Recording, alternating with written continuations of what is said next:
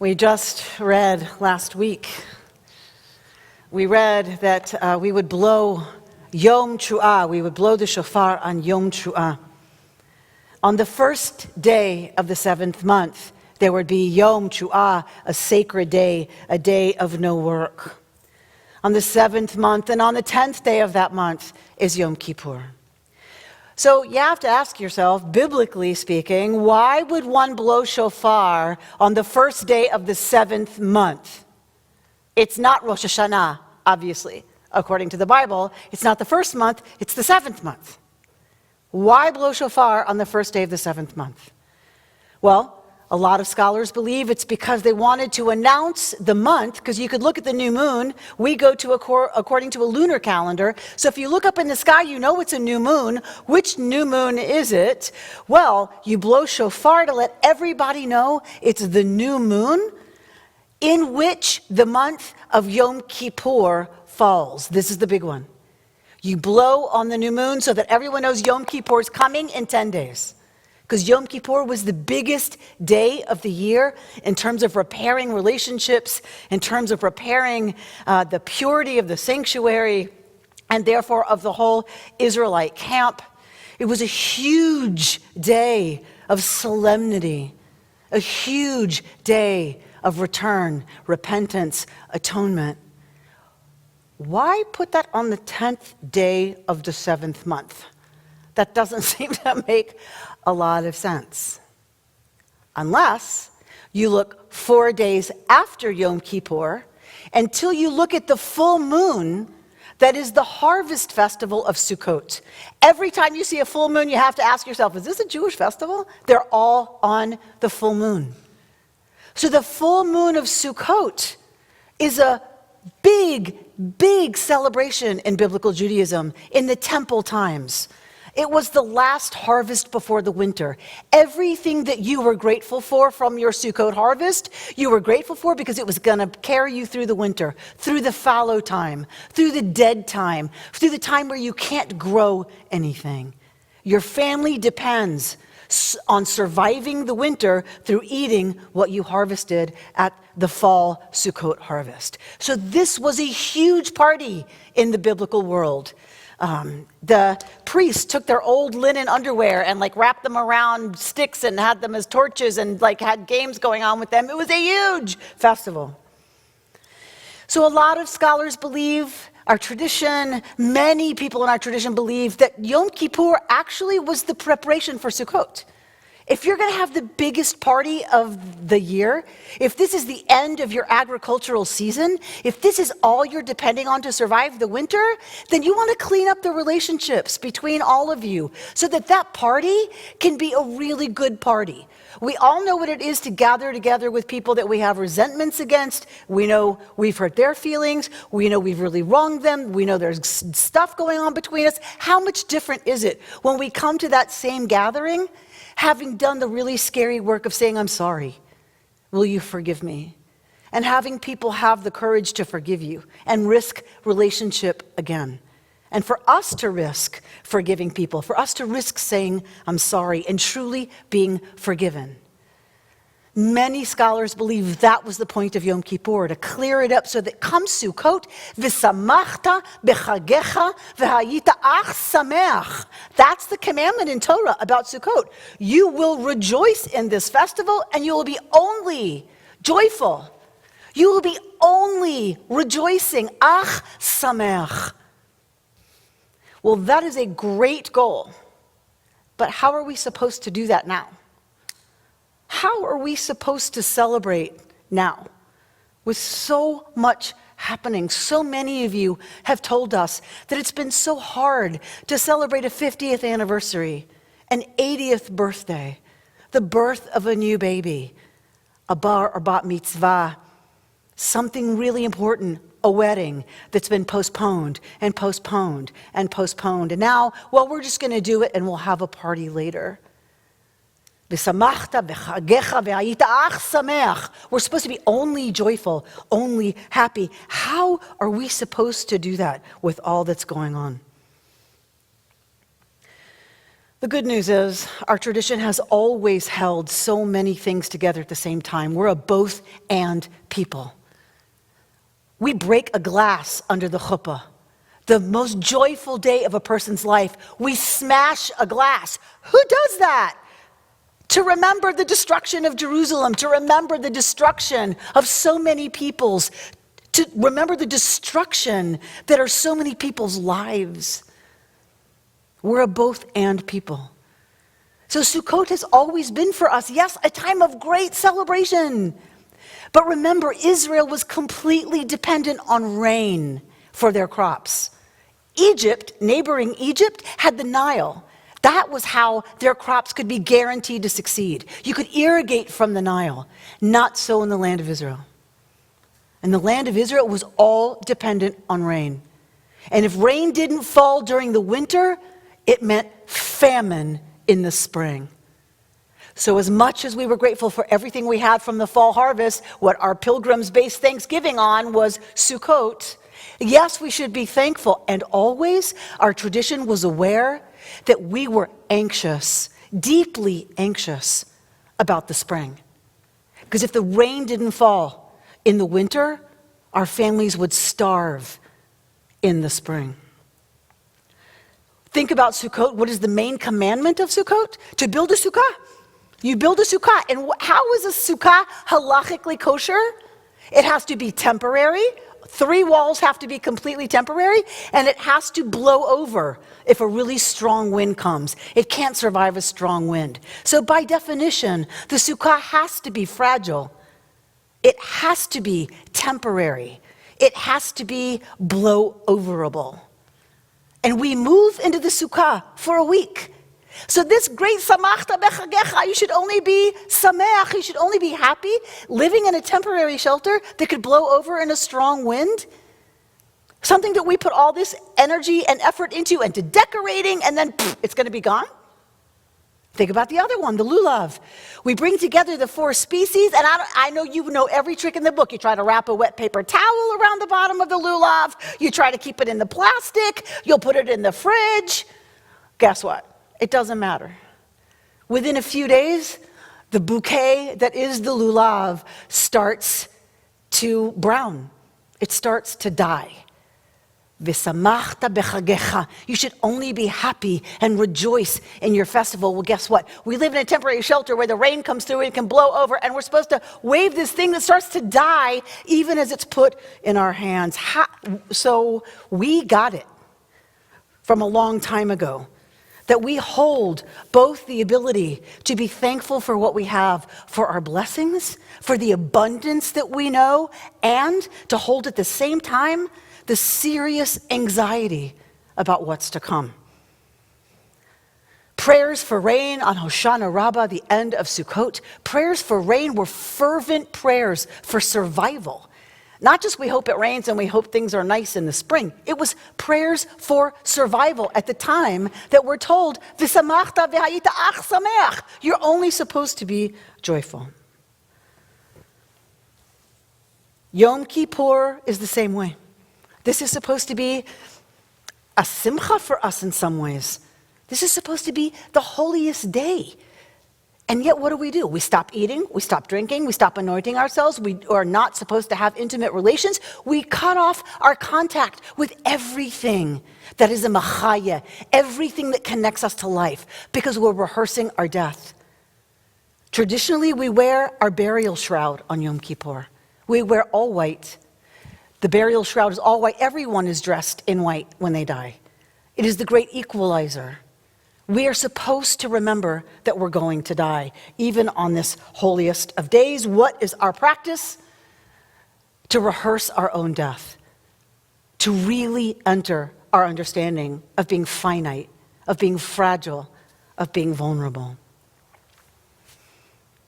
Our Yom Kippur practices, our anxious prayers for rain, are about descending into awareness of fragility so that we may pay attention to that which really sustains us. If we stay in our big houses, we think we're safe. We think if we just buy some more and collect some more, then we can somehow stave off death and being finite and being limited. That's what we do in our Western culture. But guess what? It goes back as far as the Bible.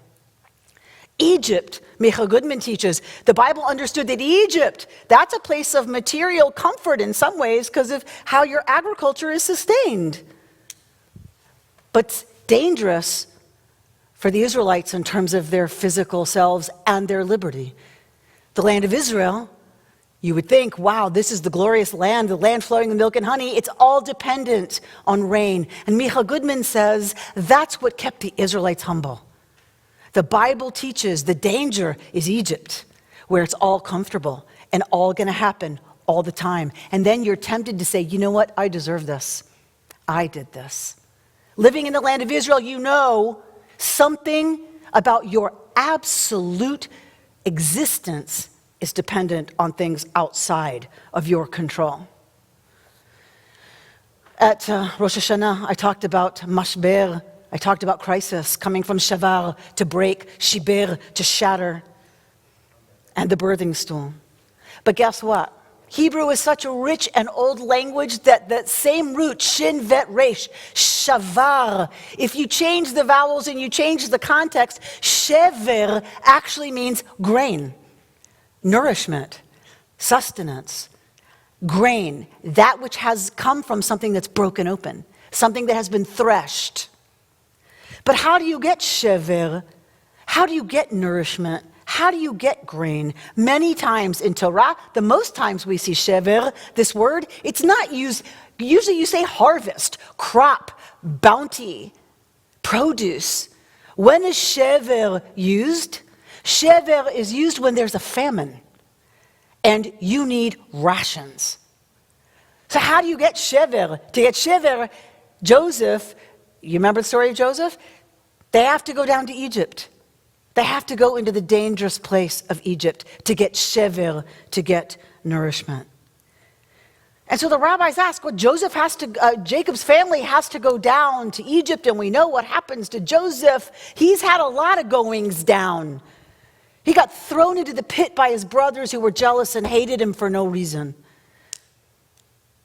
He got thrown into the dungeon for something he didn't do, for a crime he didn't commit. He suffered injustice and went to prison. There's a lot of going down in Torah when it comes to shever, when it comes to nourishment.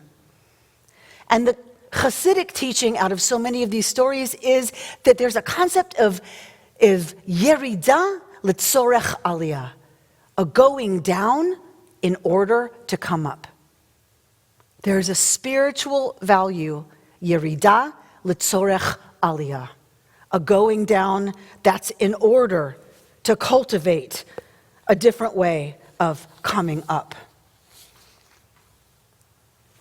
Yerida litzorech aliyah, we go down on Yom Kippur, fasting. We go down into an awareness about death. We go down into rehearsing what it will mean. What will our life mean when we're in the grave and we're gone? What will we have left behind? We go down on Sukkot, leaving our lofty places, and we go to a fragile little hut that can blow over in a wind. Joseph goes down and down and down. Always, it's about how do we rise? That's the reason for Yerida, for the going down. It does not mean finding a silver lining. It does not mean everything happens for a reason. You all know me well enough to know that is not my theology, God forbid. It does mean Yerida litzorech aliyah does mean finding meaning in what otherwise could seem like absolute helplessness in situations of suffering and in situations that we feel are beyond our control. Yerida litzorech aliyah.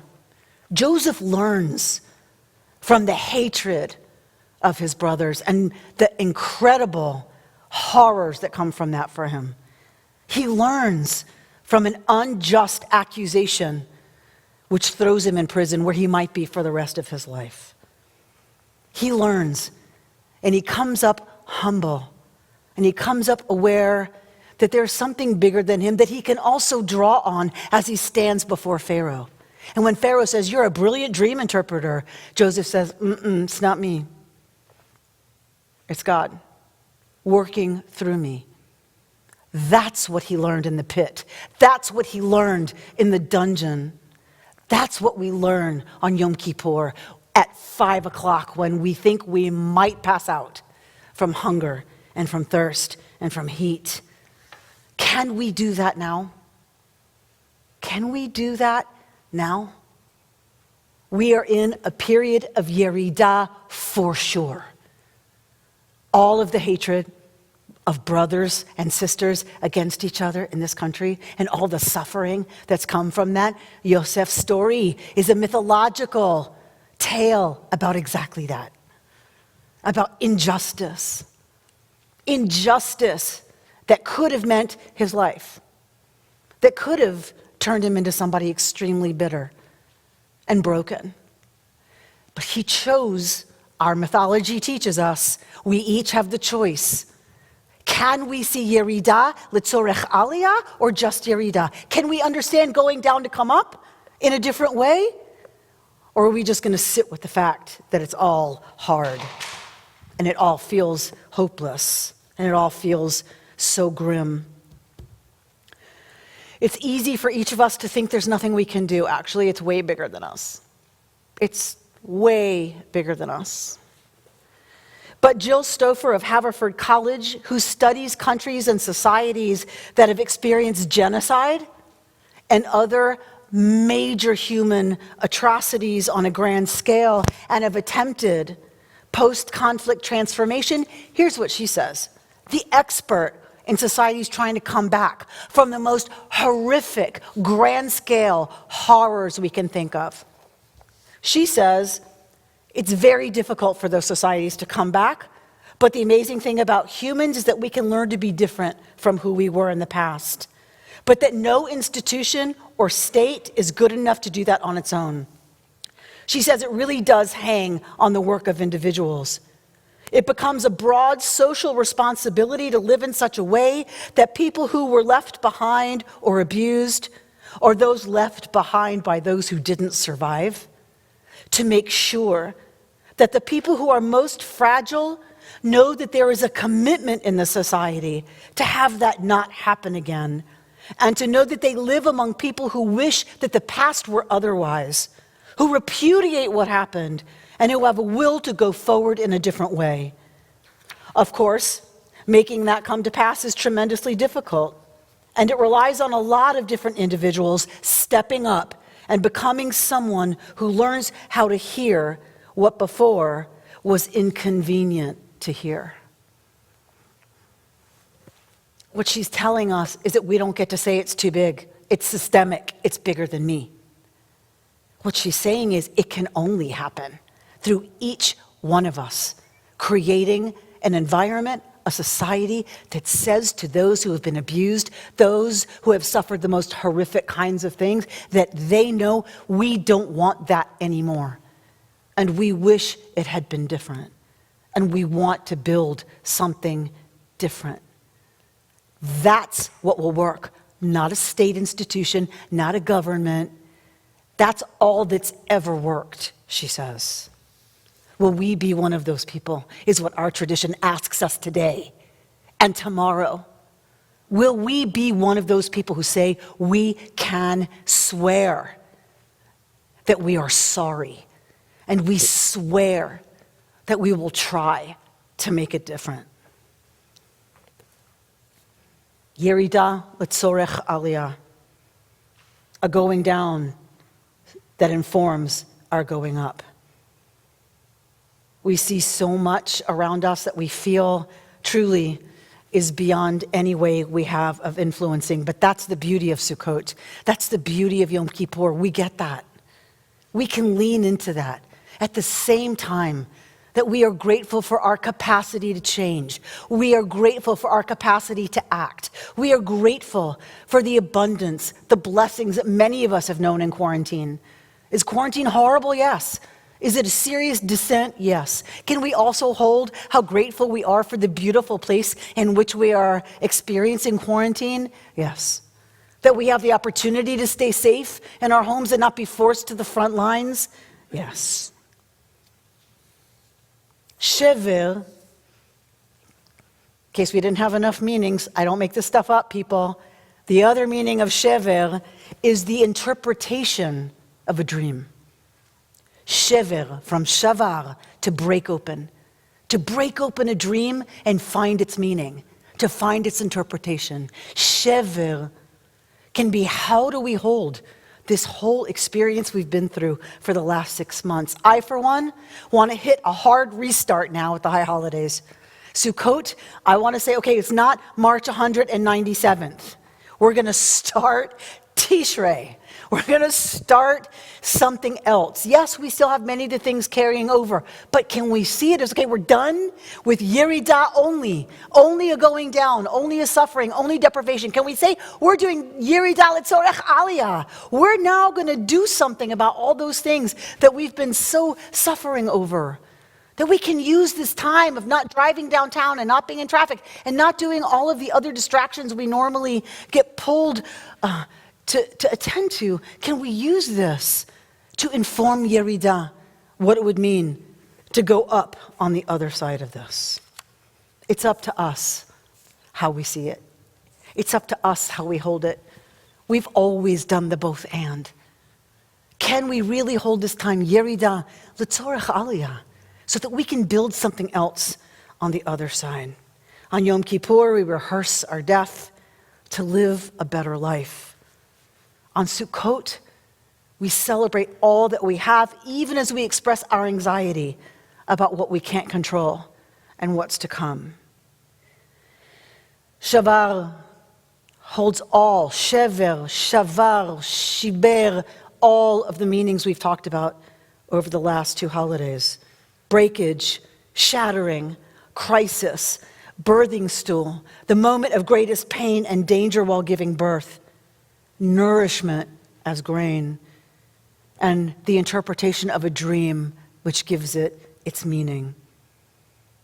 If our tradition can preserve in one 3-letter root, if our tradition can preserve all that in one, the same 3-letter root, how do we dare not? Suffering and renewal, anxiety and hope, how dare we not? The language has preserved our people's experience. We hold all of them together. So we could say this is the worst year ever. Do you know that cartoon about the Back to the Future guy who comes to the guy, I'm so bad about some of this stuff, but the old guy who comes to the guy in the car and he can drive the car back and forth, to times in the past and in the future. And the old guy comes to him and he says, never, never, never said it for 2020. Back to the Future.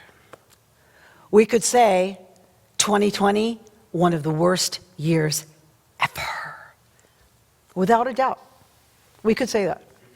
So an 11th grade class in a Lubavitch school in Crown Heights, New York was asked, they were given the assignment to write a poem, The Worst Day Ever. I might translate this into the worst year ever. And so Chani Gorkin, an 11th grader, was given this assignment. But she was raised in our tradition. So she wrote a poem, her worst day, the worst day ever. You might put the worst year ever if you'd like. And here's how she wrote it. She wrote it in short lines that if you read it down, it has one message. Yerida, going down, and how bad it is, and how bad it can be, and how bad we've let it become. We're responsible for all of that. But she wrote it so that if you read the same poem, those short lines up, Aliyah, it's a whole different message. An 11th grader understood our tradition so beautifully. Here are her words. The worst day ever. Today was the absolute worst day ever. And don't try to convince me that there's something good in every day. Because when you take a closer look, this world is a pretty evil place, even if some goodness does shine through once in a while. Satisfaction and happiness don't last, and it's not true that it's all in the mind and heart, because true happiness can be attained only if one's surroundings are good. It's not true that good exists. I'm sure you can agree that the reality creates my attitude. It's all beyond my control. And you'll never in a million years hear me say today was a very good day. The very last line, I don't know what it is. So anyway, that's where it ends. All right. Today, you'll never in a million years hear me say today was a very good day. Here's how it goes if you read it the other way. Today was a very good day. And you'll never in a million years hear me say, it's all beyond my control. My attitude creates the reality. I'm sure you can agree that it's not true that good exists, only if one's surroundings are good. True happiness can be attained because it's all in the mind and heart. And it's not true that satisfaction and happiness don't last. Some goodness does shine through once in a while, even if the world is a pretty evil place. Because when you take a closer look, there's something good in every day. And don't try to convince me today was the absolute worst day ever. We descend into darkness only to go down, or we descend in order to rise up. It's up to us. Gemar Tov.